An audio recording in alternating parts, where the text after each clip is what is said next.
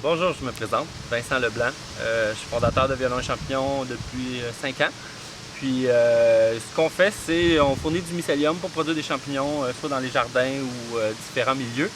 Moi, comme formation, j'ai fait un DEP en horticulture, une technique en production horticole de l'environnement. J'ai fait par la suite mon bac en agronomie. Et j'ai fait aussi un certificat en sciences qualité des aliments, tout l'aspect laboratoire pour la production de mycélium. Puis par la suite, j'ai fait une maîtrise en biologie végétale en lien là, avec un autre sujet, là, une forme de culture au Québec là, pour du sucre. Et sinon, c'est ça, depuis plusieurs années, finalement, tout ce que je faisais, la polyculture, ça rejoignait beaucoup ce qui est différents designs qu'on peut élaborer en permaculture. Donc, c'est vraiment ça ici que le but là, de la place, c'est d'expérimenter, donc vraiment faire différents designs, différents concepts, puis qu'on met en pratique. Bonjour, mon nom est Nicolas Rondeau. J'étudie en agriculture à l'Université McGill, ici au Québec. Puis cet été, je fais un stage en culture de champignons gourmands ici chez Violon et Champignon. Puis je suis en charge de m'occuper de la production de mycélium ici dans le laboratoire. Ce qui rend la culture de mycélium difficile, le mycélium étant l'organisme vivant qui produit les champignons. Ce qui est très difficile, c'est de réussir à le nourrir sans nourrir les organismes auxquels ils font compétition, comme les moisissures qui ont des cycles de vie plus courts et les bactéries. Car la nourriture que je lui donne, le blé qui a été récolté dans les champs, est rempli de spores de moisissures et de bactéries qui attendent juste le bon moment pour se développer. Donc, on suit une procédure de pasteurisation et de stérilisation pour amener le grain à un bon taux d'humidité pour que le champignon puisse proliférer. Puis, pas trop d'eau pour ne pas encourager les bactéries, mais assez d'eau pour que le champignon puisse fonctionner. Suite à ça, on stérilise la nourriture dans un autoclave pour diminuer de façon très drastique la population de micro-organismes dans le blé ou autres céréales. Il y a beaucoup de céréales qui peuvent s'appliquer à cette culture. Pour donner une chance d'ouvrir une fenêtre, pour donner une chance à nos champignons de venir s'installer, de prendre place, de vraiment entrer dans le grain, pour, suite à ça, être capable de prendre ce grain-là, le briser et le reséparer, le pot de grain, et en faire 10 de plus. Généralement, on appelle ça des générations. Généralement, une génération, c'est environ 10 jours, dépendamment des espèces. Les espèces sont plus rapides.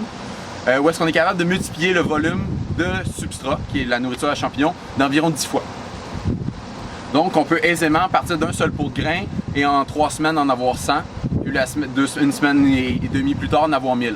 Puis avec 1000 pots maçons, on peut produire une quantité assez drastique de champignons, car suite à ça, on peut prendre ces pots-là, puis faire un transfert sur de la paille, puis un seul pot peut inoculer environ un volume de paille assez grand pour avoir quelques kilos, 1 ou 2 kilos de champignons. Donc ça peut être intéressant. Bon, ici, vous avez le laboratoire. La pièce, on ne peut pas entrer à l'intérieur, malheureusement, puisque pour entrer, on doit prendre une douche, puis mettre une combinaison, se nettoyer à l'alcool. Puis la caméra, elle n'aimerait pas trop ça. Tous les murs, le but de cette pièce, c'est vraiment de créer un environnement où est-ce qu'il y a aucune particule en suspension, pour qu'il n'y ait absolument rien qui vienne tomber. Parce que les mauvaises herbes, dans la culture de plantes, les mauvaises herbes, c'est facile, on peut les enlever. Mais les moisissures, ils sont dans l'air, ils sont partout, on en respire en permanence. Donc l'idée de cette pièce-là, c'est vraiment de créer un environnement où est-ce que cette population-là est vraiment très réduite. Suite à ça, les planchers, toutes les surfaces sont faites pour ne pas être poreuses, être facilement lavables et non dégradables. Donc il y a une seule feuille ou deux de papier, puis le reste c'est que du plastique ou de l'acrylique. La majorité du travail de laboratoire se fait devant un filtre EPA à flux laminaire. Ce filtre EPA-là filtre 99,9% des particules jusqu'à 0,3 microns, ce qui inclut tout, sauf des virus qui pourraient être sur des microparticules. Donc, pour ce qui est on peut considérer ce courant d'air-là comme stérile en culture de champignons. En suivant cette procédure-là, je réussis à produire des quantités assez impressionnantes de mycélium. Puis mon principal facteur limitant, c'est la vitesse à laquelle le mycélium croît. Je ne réussis pas à le suivre. Je suis capable de faire un pot, la semaine d'après en faire 10, la semaine d'après en faire 100, mais c'est impossible pour moi d'en faire 1000 par le temps dû à la capacité de production.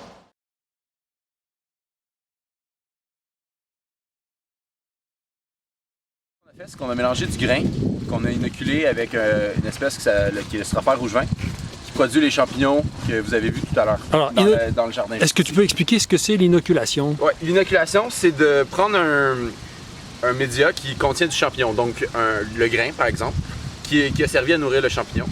Le champignon produit le mycélium, qui est la petite mousse blanche qu'on peut voir. Les champignons étant le fruit de cette petite mousse. Suite à ça, on le nourrit sous conditions stériles en laboratoire pour augmenter la masse de grains jusqu'à ce qu'on en ait assez pour venir faire une inoculation. Vous pouvez voir, c'est ici.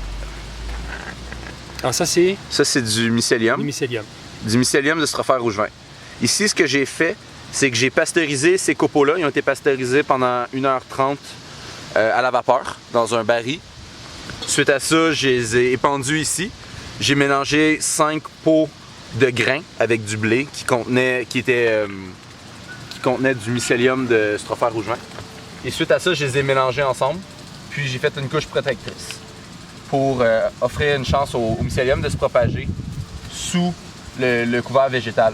Le but de cette opération, c'est de mimiquer l'environnement naturel où est-ce que ce champignon-là se développe dans les résidus dans les forêts. Généralement, il pousse dans presque toutes les grandes villes de l'Amérique du Nord, particulièrement ici, ont des variétés de champignons comme celui-ci qui poussent sur les déchets de matière organique. Puis ils ne sont pas valorisés parce que les gens majoritairement ne connaissent pas les champignons, donc ils les récoltent pas et ils pourrissent. Ils font très bien leur travail. Puis le but de cette parcelle, c'est de servir à inoculer des plus grandes parcelles.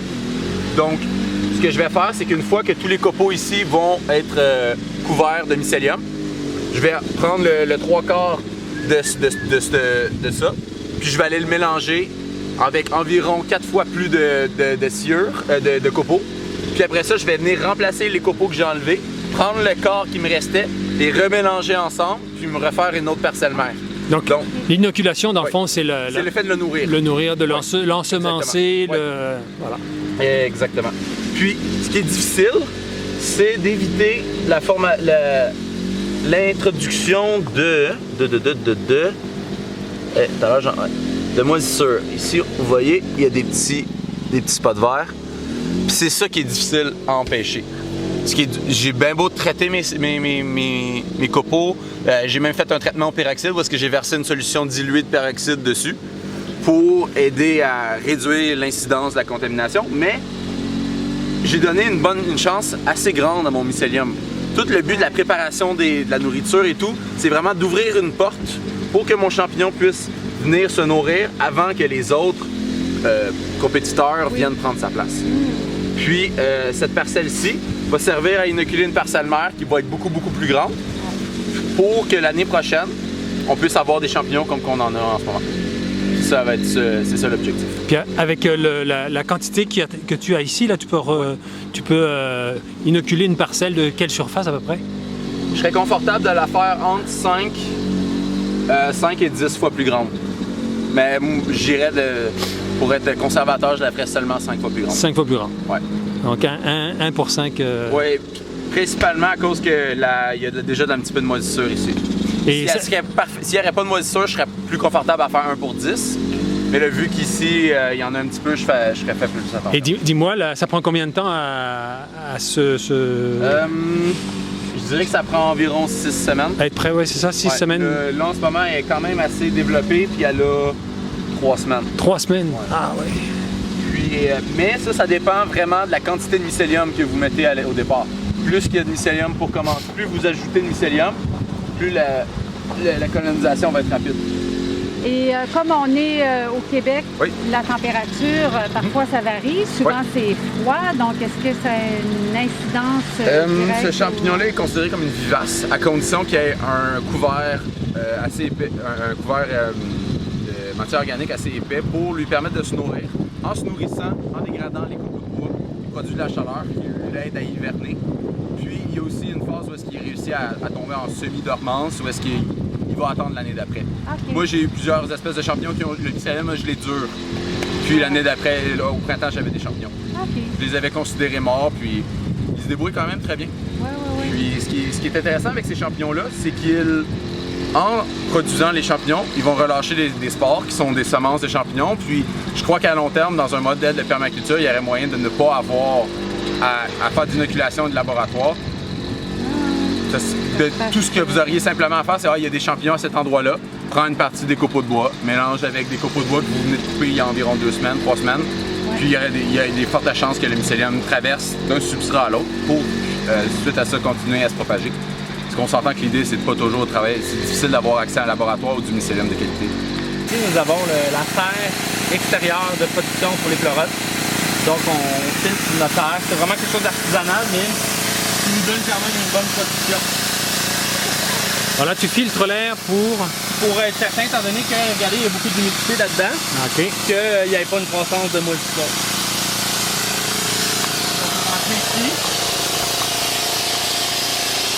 Regardez, ici, on a des petits bébés justement qui sont en train de produire sur les chaudières.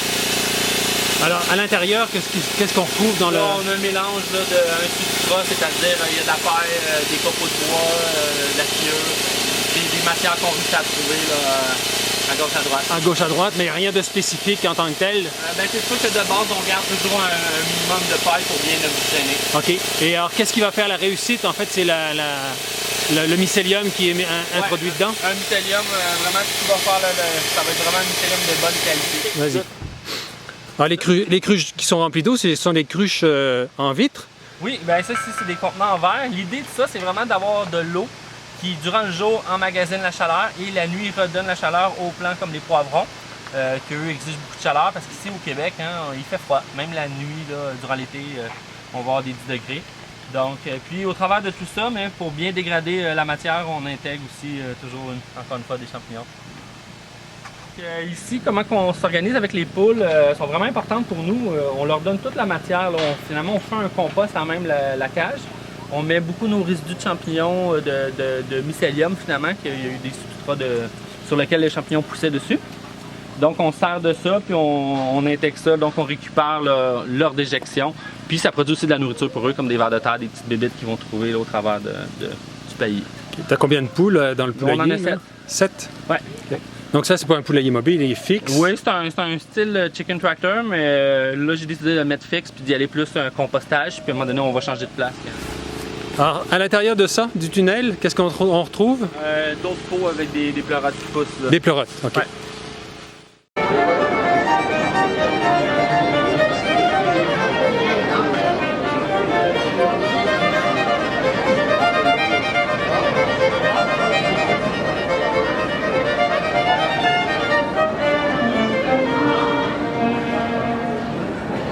Ici, on a notre production. Donc, plusieurs petits racks comme ça ici de champignons. On a aussi des îles. On a du pleurote ici. Donc, on a plusieurs espèces qu'on fait. OK. Et on va ici comme ça ici. Alors, ça, c'est un déshydrateur? Ouais. Ça ressemble, je m'en suis gardé un complet pour qu'on voie, c'était mon plus gros. Combien de variétés de champignons que vous cultivez ici? Ici, on a produit 4 variétés de champignons. Puis on est en train de se préparer pour en produire environ 7. On cultive du pleurote rose, du pleurote de l'orme, du hydre nérisson, du nameco, du strophaire rouge vin, du pio pinot et du pleurote bleu. Et vos champignons, vous les commercialisez par quelle voie de... Principalement par le site internet de Violons et Champignons, où est-ce que les gens peuvent commander le mycélium et on le livre avec Post Canada à leur domicile. Puis la majorité de nos clients sont des gens qui ont suivi la formation ou qui veulent produire des champignons de façon amateur, puisqu'il n'y a pas beaucoup de producteurs de mycélium compétents au Québec. La majorité des producteurs produisent pour leurs propres besoins et n'offrent pas les services.